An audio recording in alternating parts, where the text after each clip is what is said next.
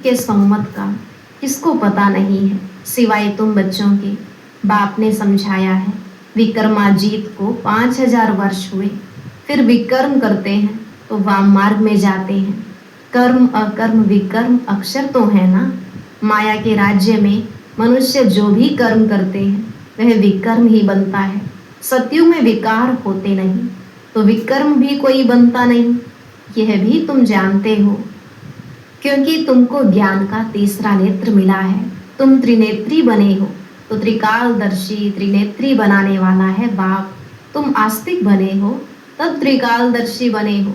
सारे ड्रामा का राज बुद्धि में है। मूल वतन, सूक्ष्म वतन, स्थूल वतन, 84 का चक्र, फिर और धर्म वृद्धि को पाते हैं। वह कोई सद्गति नहीं कर सकते, उनको गुरु भी नहीं कह सकते हैं। सर्व की सद्गति करने वाला एक ही बाप है। अभी सबकी सद्गति होनी है। वह धर्म स्थापक कहे जाते हैं, गुरु नहीं। धर्म स्थापक धर्म स्थापन करने के निमित्त बने हैं, बाकी सद्गति थोड़े ही करते हैं। उनको याद करने से कोई सद्गति नहीं हो सकती, विकर्म विनाश नहीं हो सकते।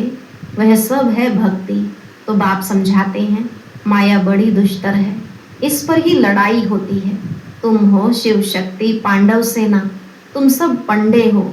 शांति धाम सुख धाम का रास्ता बताते हो, गाइड्स तुम हो। कहते हो बाप को याद करो तो विकर्म विनाश होंगे, और फिर दूसरे तरफ अगर कोई पाप कर्म करेंगे तो 100 गुना पाप लग जाएगा। जितना हो सके कोई विकर्म नहीं करना चाहिए। कर्मेंद्रियां धोखा बहुत देती हैं।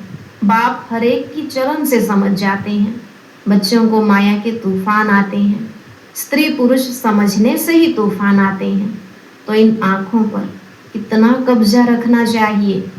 हम तो शिव बाबा के बच्चे हैं।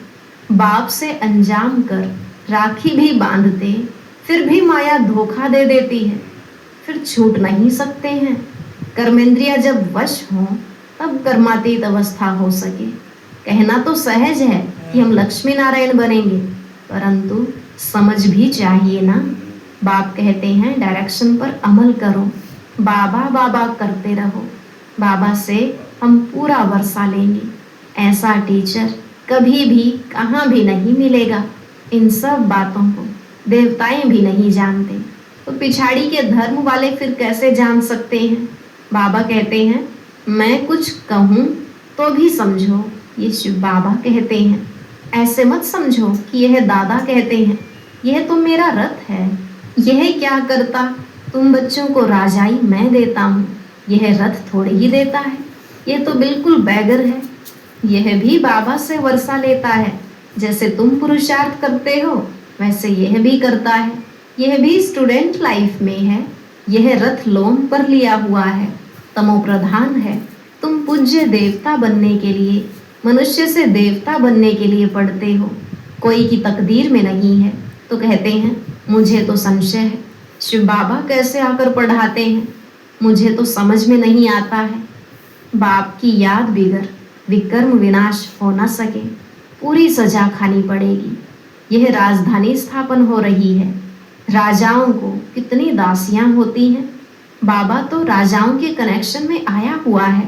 दासियां दहेज में देते हैं। यहाँ ही इतनी दासियां हैं तो सतयुग में कितनी होंगी। यह भी राजधानी स्थापन हो रही है। बाबा जानते हैं बच्चे क्या क्या कर रहे हैं। हर एक के पोतामेल से बाबा बता सकते हैं इस समय मर जाएं तो क्या बनेंगे। कर्मातीत अवस्था को पिछाड़ी में सब नंबरवार पाते हैं। तो यह कमाई है। कमाई में मनुष्य कितना बिजी रहते हैं।